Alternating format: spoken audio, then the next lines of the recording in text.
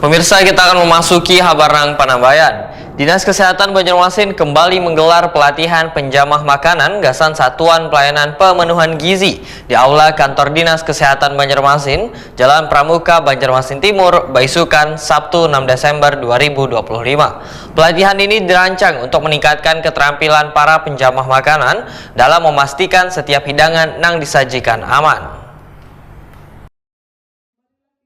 Dinas Kesehatan Banjarmasin kembali menggelar pelatihan penjamah makanan gasan Satuan Pelayanan Pemenuhan Gizi di Aula Kantor Dinas Kesehatan Banjarmasin Jalan Pramuka, Banjarmasin Timur, Baisukan, Sabtu 6 Desember 2025.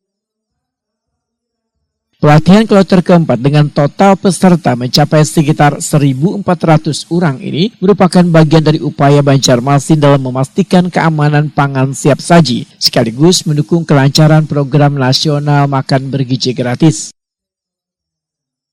Ketua Pokja Kesehatan Lingkungan, Kesehatan Kerja, Wan Olahraga Dinas Kesehatan Banjarmasin Umi Kalsum dalam laporannya menyatakan pelatihan ini dirancang untuk meningkatkan keterampilan para penjamah makanan dalam memastikan setiap hidangan yang disajikan aman, higienis, dan bebas risiko kontaminasi silang.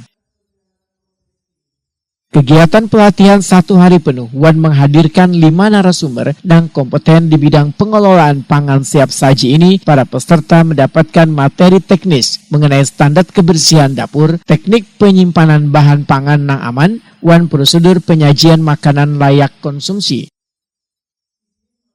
Pelatihan kloter keempat ini diikuti sekitar 1.200 peserta yang merupakan perwakilan dari seluruh SPPG di Banjarmasin. Tujuan pelatihan penjaga makanan siap saji ini adalah untuk meningkatkan pengetahuan, keterampilan, dan sikap penjamah dalam menerapkan prinsip keamanan pangan agar makanan yang disajikan aman untuk dikonsumsi dan mencegah risiko penyakit.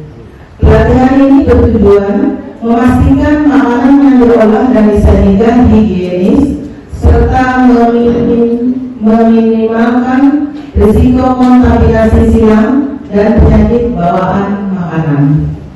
Tujuan spesifik pelatihan ini adalah 1. Meningkatkan kompetensi penjamah makanan, yaitu untuk membekali penjamah makanan dengan pengetahuan tentang pencemaran pangan, penyakit bawaan, dan cara pencegahannya.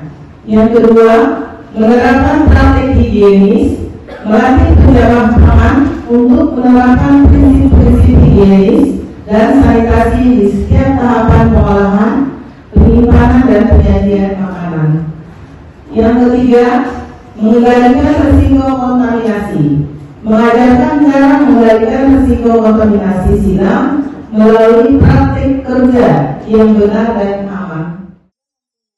Salah satu narasumber, Husnul Khotimah, adalah tenaga sanitasi lingkungan ahli Pratama Dinas Kesehatan Kalimantan Selatan, menyatakan penjamah makanan SPPG kadang hanya dituntut mahir memasak dan menjaga kebersihan, tetapi juga harus memahami ketentuan regulasi terkait usaha jasa boga. Setiap dapur SPPG secara otomatis masuk kategori jasa boga skala menengah sampai besar karena menyajikan makanan untuk lebih dari 50 orang per hari. Sehingga penjamah makanan wajib memahami definisi operasional jasa boga sesuai Perda BPOM nomor 22 tahun 2018 dan Permenkes nomor 196 tahun 2011. Mungkin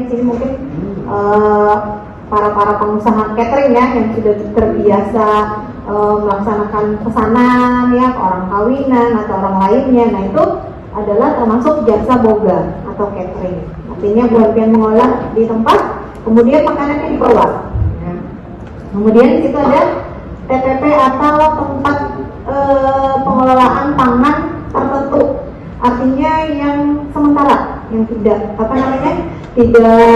produknya memiliki umur simpan 1 sampai kurang dari 7 hari. Ini biasanya kayak produksi pengolahan tempe, tahu, itu kan produksinya tidak sampai memakan waktu yang lama ya, seperti itu. Nah, kemudian juga depot air minum.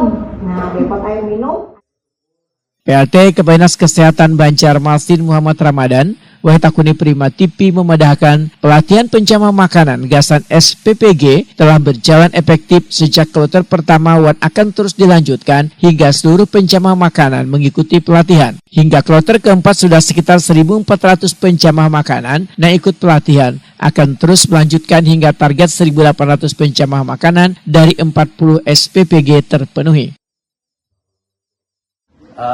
Kalau dari data yang 40 SPPG mungkin sekitar 400-an lagi yang belum kita laksanakan. Tapi kalau memang nanti berkembang sampai 50 SPPG, maka lebih banyak lagi. Tapi setidaknya kami mengikuti sesuai dengan apa yang ditetapkan oleh MBG.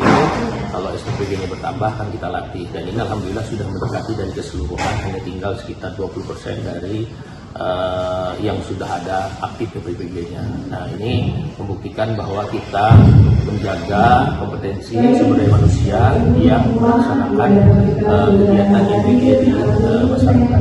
Ini berarti dari target 1.800 itu ya Pak ya? Ya, dari 1.800 sudah 1.400. Tinggal mungkin 3 atau 4 angkatan lagi akan kita penuhi semua karena memang mengatur waktunya untuk kebersamaan dari mereka untuk mereka. Muhammad Ramadan menambahkan, peningkatan kompetensi penjamah makanan menjadi prioritas dikarenakan kualitas pangan siap saji sangat berpengaruh terhadap keberhasilan program pemenuhan gizi warga khususnya anak-anak penerima manfaat.